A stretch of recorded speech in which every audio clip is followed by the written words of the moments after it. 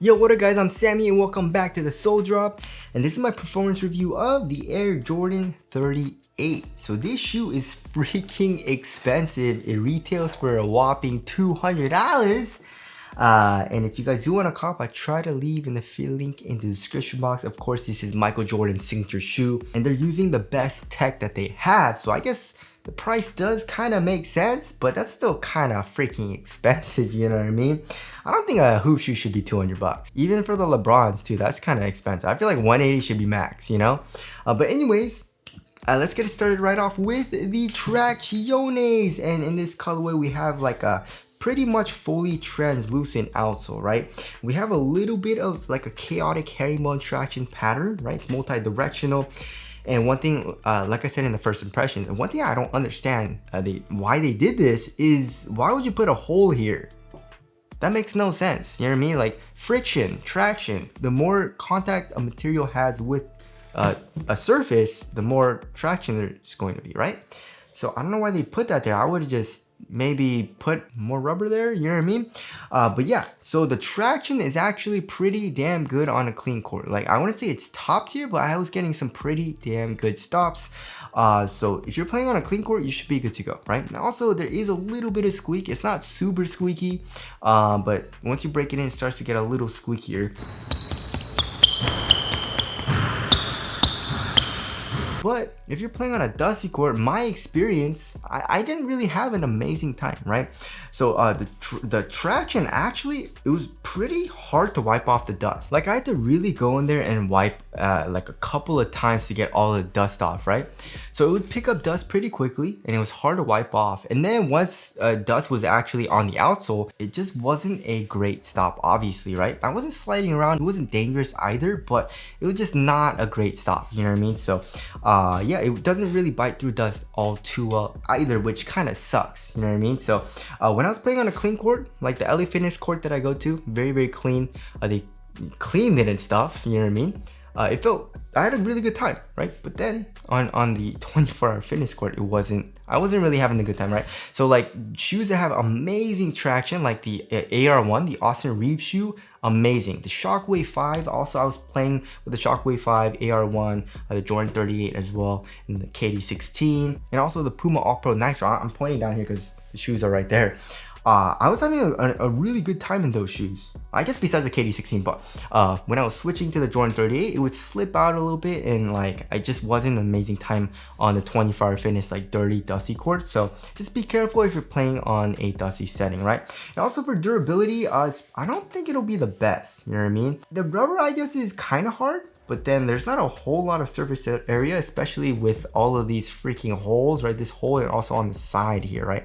On the medial and lateral side with this exposing the foam.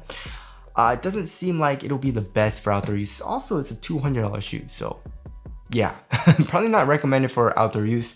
So the traction overall was pretty good, you know, like when I was playing on clean court, it was nice, but then dusty setting, I didn't really have a good time, right?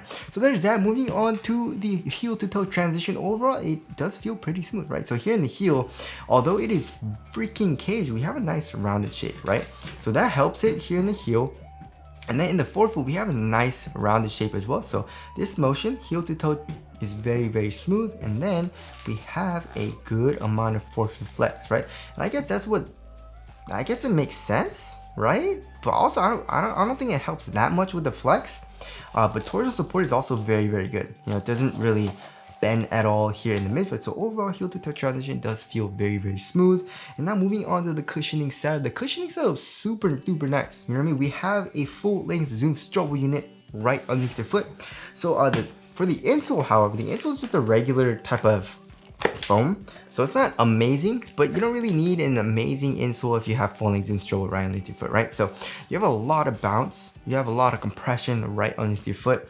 It does feel, for some reason, for me, I don't know why, it feels a little bit like lower PSI, you know what I mean? So I'm playing also in the Zoom GT Jump 2 and also the KD15 because I'm testing the KD15 and the KD16 right together, and those felt a little bit bouncier. And the Jordan 38 felt a little bit lower PSI, which I don't think is a bad thing for me personally, because if there's too much PSI, a little bit too much kind of like bounce, it hurts my foot a little bit, especially when I'm walking around for long periods of time, you know what I mean? Because that pressure underneath my foot kind of hurts, you know what I mean? So it actually felt very, very nice. It felt bouncy, it felt comfortable. I mean, if you've, I'm sure all of you guys have tried folding zoom stroll, right? So it does feel very nice. And also it says they're using Cushlon 3.0, which it doesn't really matter because you look at how freaking caged the foam is, you know what I mean? So there's just a tiny bit of heel compression, just a tiny bit. But other than that, you know, like I said, doesn't really matter about the foam, but you have that folding zoom stroll unit right underneath the foot. Core feel, I would say, is a little bit better than average, which of course is good. Impact protection also is really good.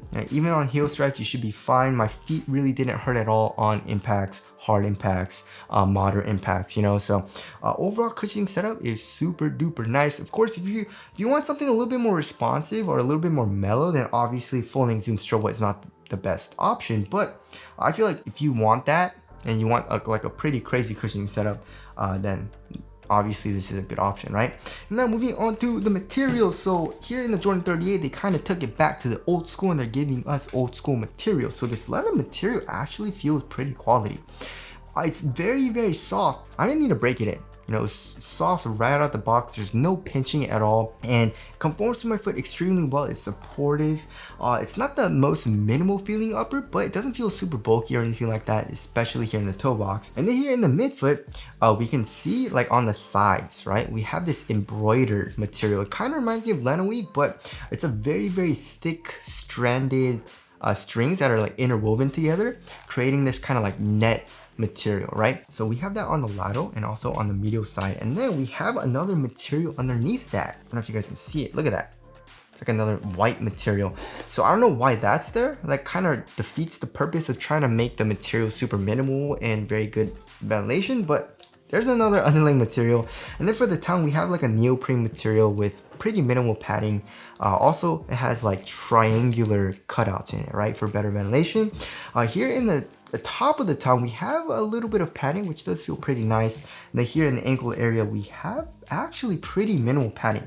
Here in the back of the shoe, like where your Achilles is, there's no padding really at all. And on the sides, I guess there's a little bit, you know what I mean? So the overall upper feels kind of weird, you know what I mean? Not a whole lot of padding here in the ankle area, but also it kind of feels kind of cozy because of this leather material, right? So for quality, I guess it's pretty nice. Embroidery feels pretty nice. It looks pretty nice. The leather doesn't feel cheap either. And I guess the material here, like this black material, kind of like in the back of the shoe, it's like a synthetic material, but there is a little bit of embroidering there as well. So I guess for the price, it's pretty good.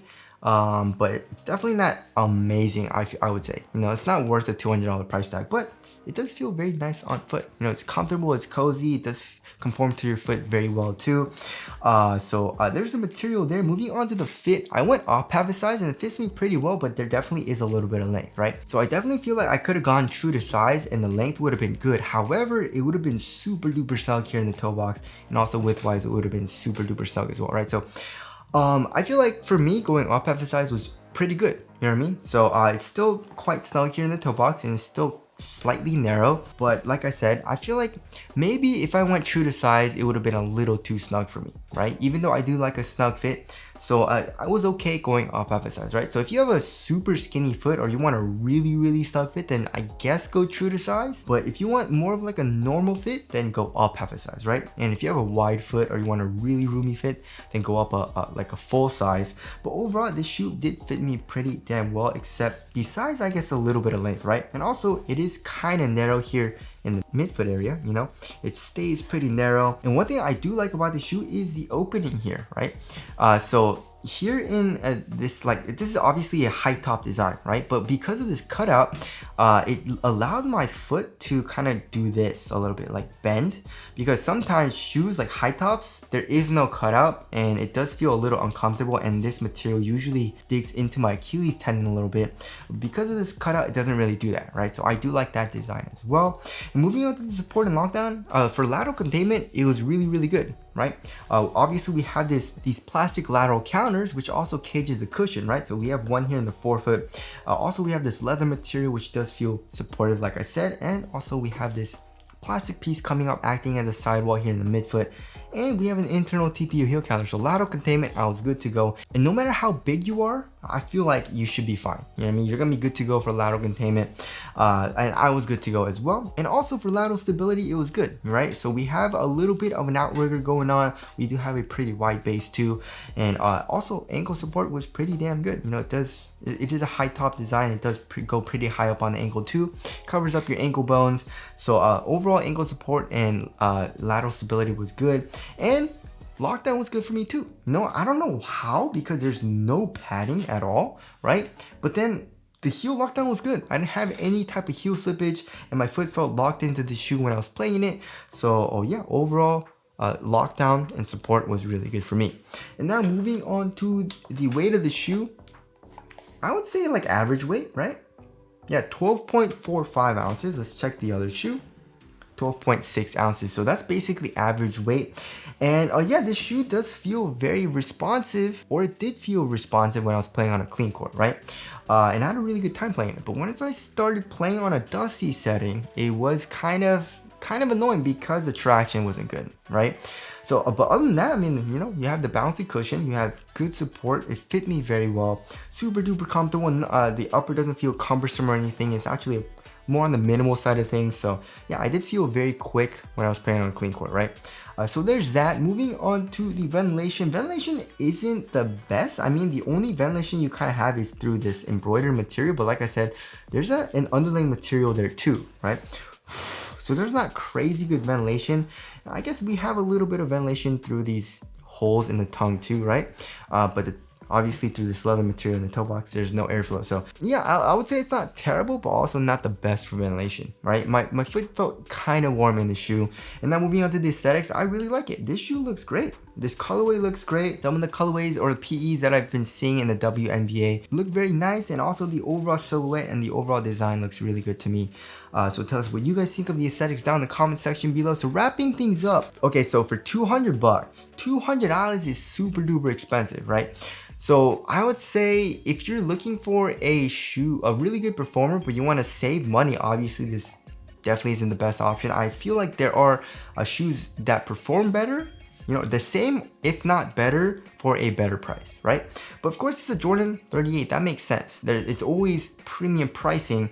But did I enjoy playing the shoe? Yeah. When I was playing on a clean court, I thoroughly enjoyed playing the shoe. It's a really nice shoe when I was playing on a clean court, right? It was sticking very well. I love the bounce from the Zoom Strobel unit. I love the material. I love the support. It fit me very well. I just really didn't have any issues, right? But once I started playing on a dusty court, I was like, not the best. You know what I mean? I want to switch to another shoe because obviously traction is super important to me, and I don't want to be sliding around when I'm playing, right?